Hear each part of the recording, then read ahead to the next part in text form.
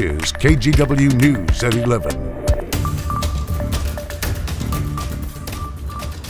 Numb. Like, I don't know how to feel. No brakes, nothing. Like, it sounded like he sped up right before. Like, he didn't even hit the grass before he hit the tents. He was going on its wheels. Like, it was crazy. A driver crashes into a homeless camp in Salem, killing at least 4 people. A horrific scene that advocates say could have been prevented. Thanks so much for being here with us. For KGW News at 11, I'm Brittany Folkers. That driver now faces multiple charges, including manslaughter and driving under the influence. Christelle Kumwe talked to people living at that campsite, and one man who says the car missed him by just inches. People here are devastated and understandably shaken up.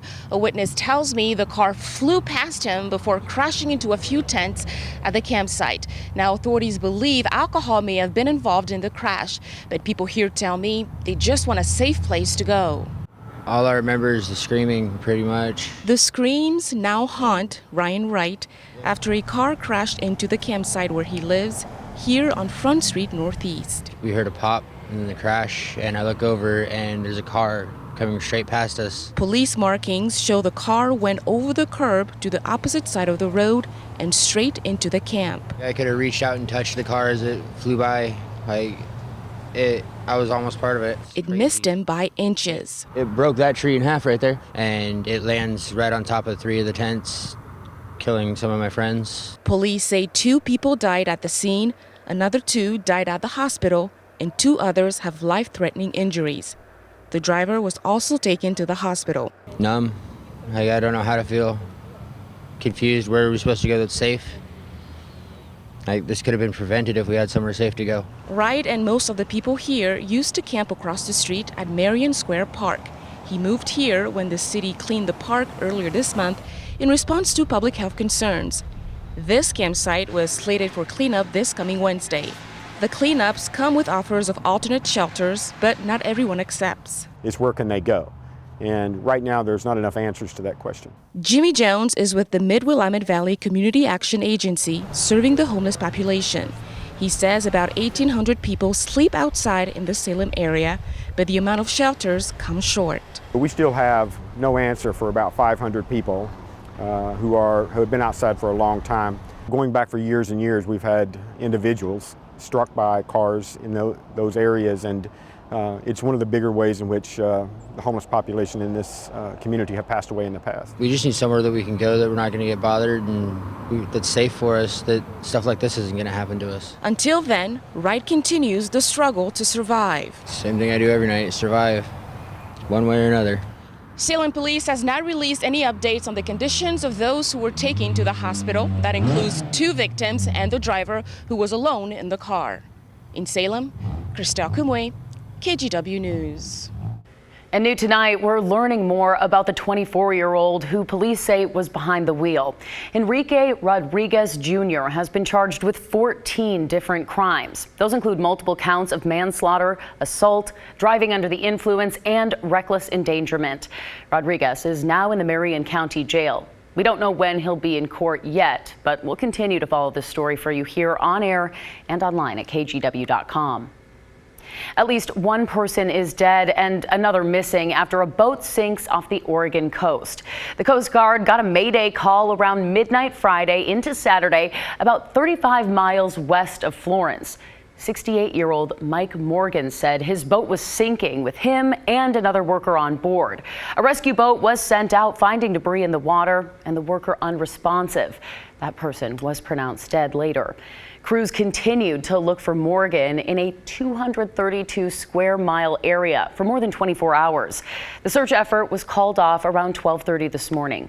Morgan is described by his family as someone with a love for the ocean. He was a charter captain for 35 years before becoming a fisherman. His family tells us Mike is very passionate about fishing. He sold tuna off the docks that hundreds of people enjoyed during canning season. An important clarification from the White House tonight. President Joe Biden says he was not calling for a regime change in Russia during his remarks in Poland. He made waves yesterday when he said Russian President Vladimir Putin cannot remain in power. Mr. President, do you want Putin removed? Mr. President, were you calling for regime change? No. Peace talks between Russia and Ukraine continue this week in Turkey. Ukrainian President Volodymyr Zelensky said today sovereignty and territorial integrity will be the focus. Zelensky also told Russian journalists that his government would consider declaring neutrality and offering security guarantees to Russia if they stop the attacks. Meanwhile, according to Ukraine's deputy prime minister, 2 humanitarian routes opened up today. They're reportedly allowing civilians to flee some of the hardest hit areas, including Mariupol.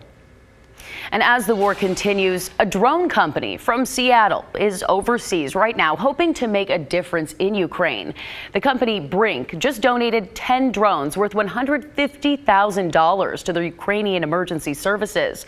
They also wrapped up in extensive training with the Ukrainian emergency responders in Poland, and that's to help with their search and rescue efforts after the bombings happened.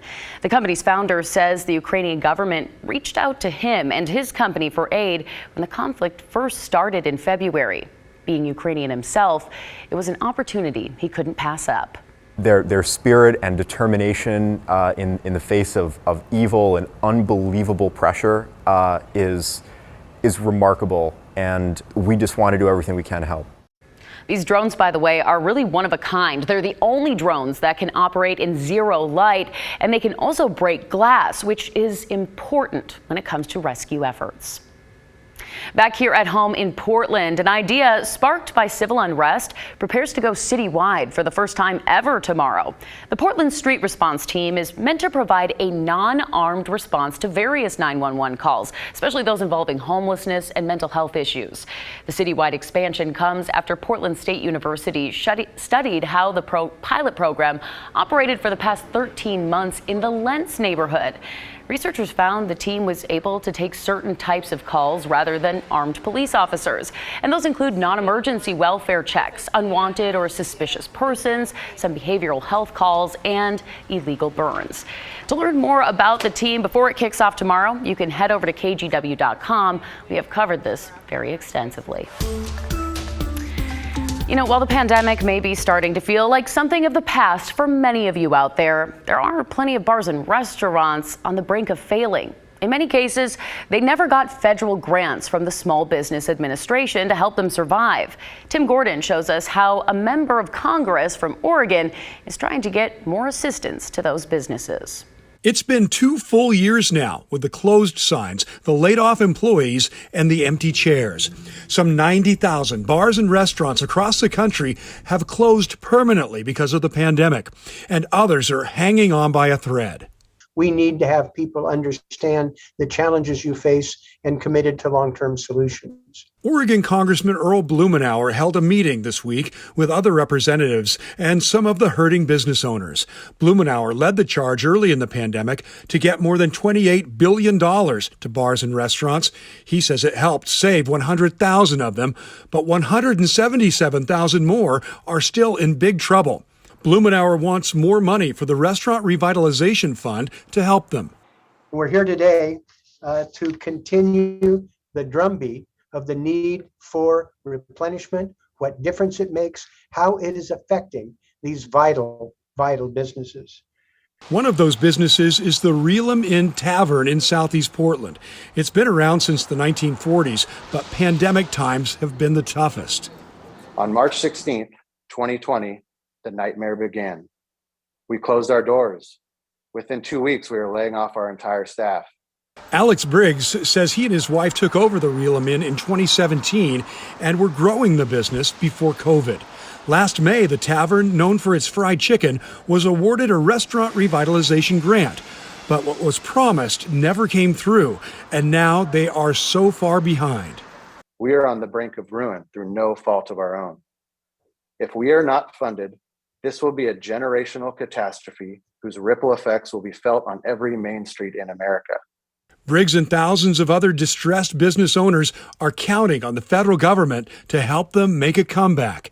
Blumenauer says he has support from more than 150 lawmakers so far that want restaurant relief as part of any additional COVID-19 spending package. We are looking at every avenue, any legislation that goes through, trying to see if it can be attached, trying to build the base of support beyond what we've got. But for some places, time is truly running out. Tim Gordon, KGW News.